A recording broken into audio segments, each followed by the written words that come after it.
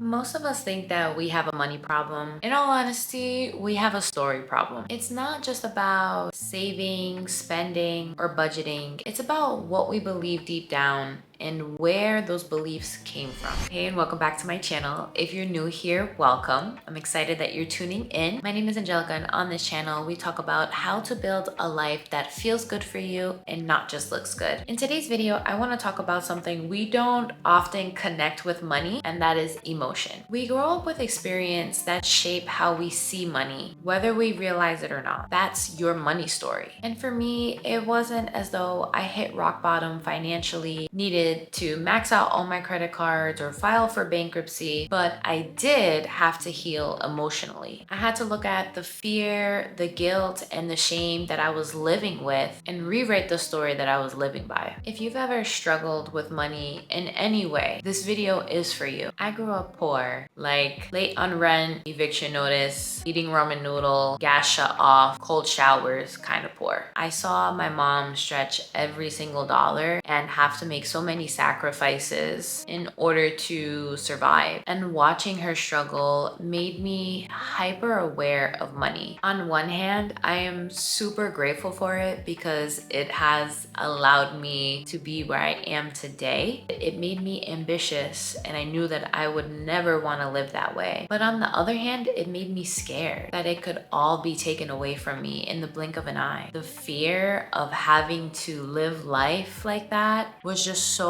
overwhelming and was not allowing me to truly feel free. What I didn't realize was how much emotion was tied to every decision related to money. I was living in this scarcity mindset where it was like, I'm always preparing for worst scenario. And even when I had enough, it always felt like I didn't. Like the rug was going to be pulled under me at any moment, and I needed to be prepared for that or else. I also felt extreme guilt whenever I spent money on things that weren't bills. Even if it was things that I budgeted for, I didn't allow myself to enjoy the fruits of my labor at any cost. And for a long time, I just saw this as me being financially responsible, when in reality, it was actually unresolved fear. And I truly started to realize that there was fear and shame and guilt behind my relationship with money when I had it all. When I bought the home, I have the job, I am successful on paper, I have the savings, I have the investments, and yet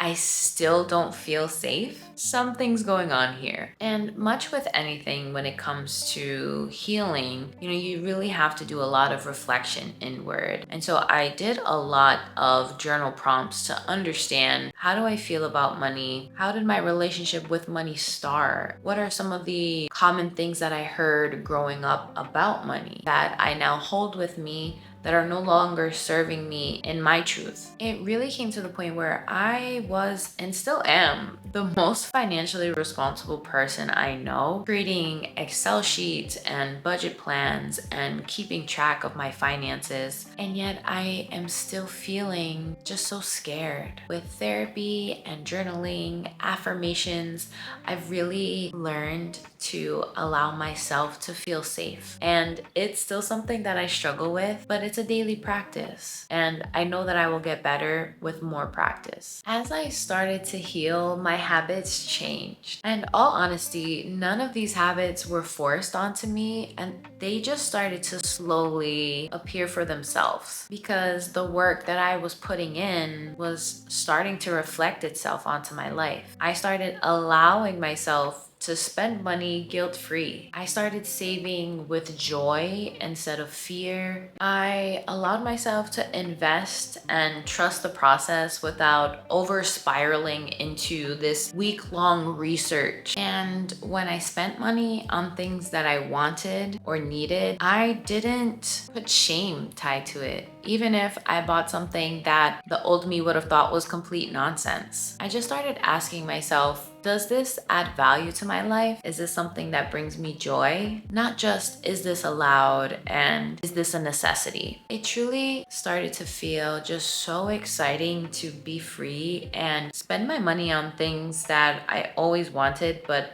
just never bought because of this sense of fear, and also feeling like I didn't deserve it or I wasn't allowed to buy something. And that mindset led me to be so unfulfilled. Now I allow myself to just be without judgment and know that I am safe because I have prioritized my finances and I'm no longer a little girl with no control. Here's the part where I talk to you about your money story. Whether you believe it or not, it does exist. How you grew up significantly impacts you and how you live your day-to-day life today, including how you grew up with money. So when you start to acknowledge that and accept that is when you can start to heal from these negative stories you've told yourself throughout your life surrounding money. Healing your money story is valid and necessary. You're not bad with money. You just haven't learned or understood where your thoughts and values surrounded around money are coming from. I encourage you to see your journey as progress and not failure. These things do not happen overnight. They take years. Most of the time, it takes our life to work through these things, but we can do it one step at a time. I also encourage you to share in the comment section below, what is a belief that you are unlearning about money now? And if you're not sure where to start with this. What's my earliest memory of money and how does it make me feel? Now feel free to journal this on your own or share in the comments what you come up with. Either way, I'd love to hear your story, your thoughts, and what it is that you're working through. Please like, subscribe, and turn on your alerts notifications so you can be notified whenever I release a video. I release videos every Wednesday. Take what you need from this and leave the rest. And if this has helped you in any way, I encourage you to share it with someone else who needs to hear it too. As always, keep showing up, keep it realistic, and most importantly, keep it you. See you next time.